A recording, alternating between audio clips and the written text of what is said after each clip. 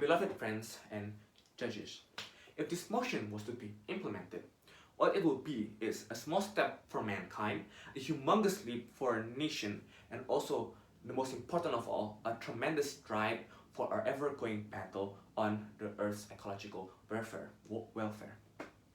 But ladies and gentlemen, a motion like this would seem almost impossible to place in our minds right now. Yes, that's what it would be like if this motion was to be implemented.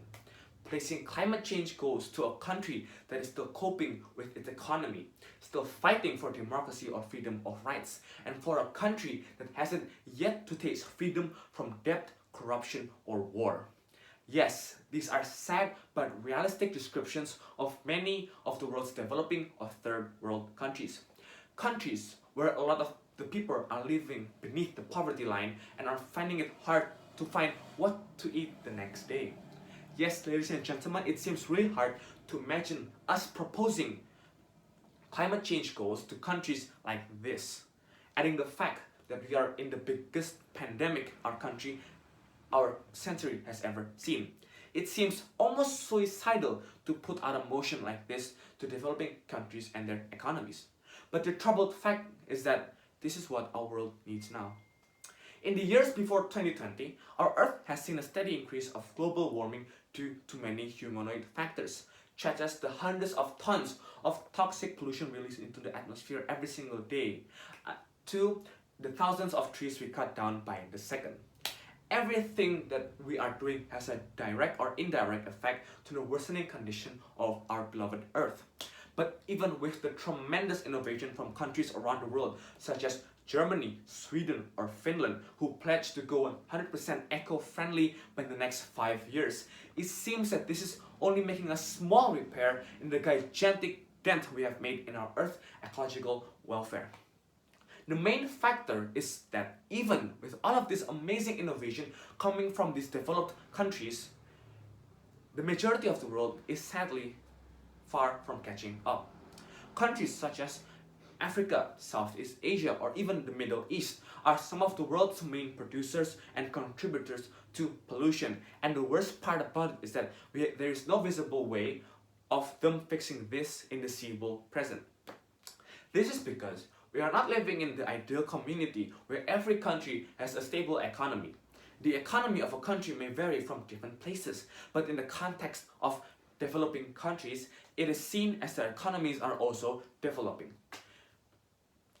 And that is why, so instead of focusing on better waste systems and also maybe renewable energy, these countries are forced to fight other battles that are much more urgent in their eyes. Battles that are seen with a small eye by larger and more powerful countries. Now, for example, these countries may be fighting for a better government, maybe fighting for fair democracy, maybe fighting for infrastructure or even basic healthcare and education. These fundamental things are what the majority of developing countries are taking care of in the moment. But for this very reason, this is why climate change goals need to be implemented and integrated now than ever. With the constant hectic energy that these countries are facing, it will be impossible for a climate change goal to be implemented.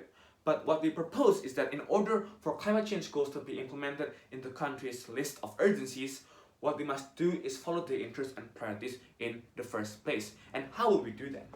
The very first step, ladies and gentlemen, is to gain support from other countries that are far more superior in both the economy and in the progress of integrating climate change goals. Why is this so important? This is because countries like this, take USA for example, have the chance to help developing countries.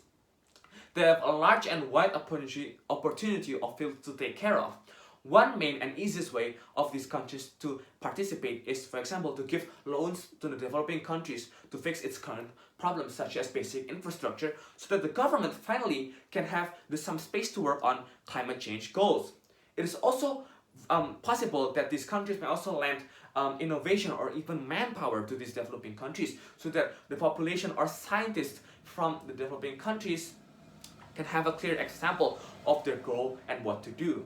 In the case of the developed country, in this example USA, it is best for them to have the mindset that they are doing this for the better of the future, or take in mind the fate of humanity itself.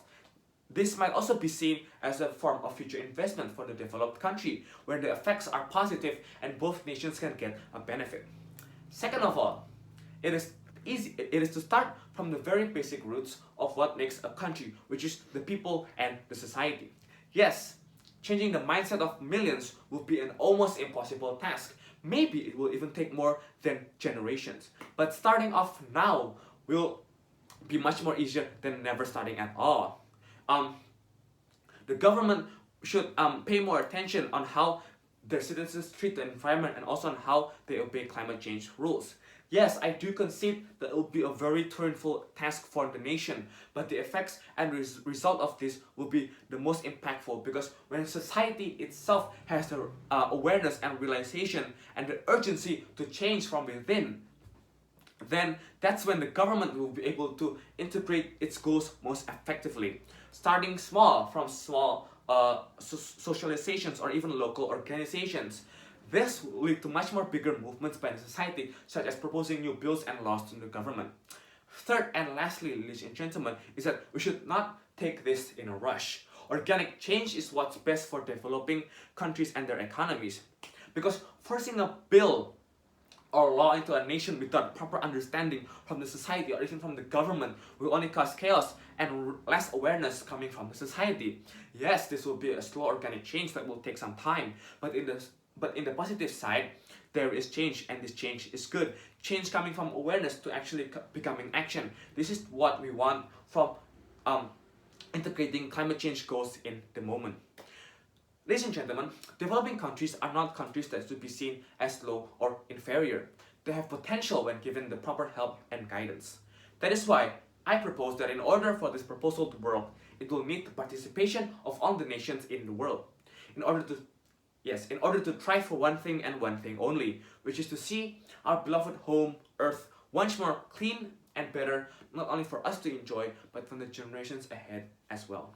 My name is Mahetala, Bhawika, and Wandhana, and thank you for listening to my speech.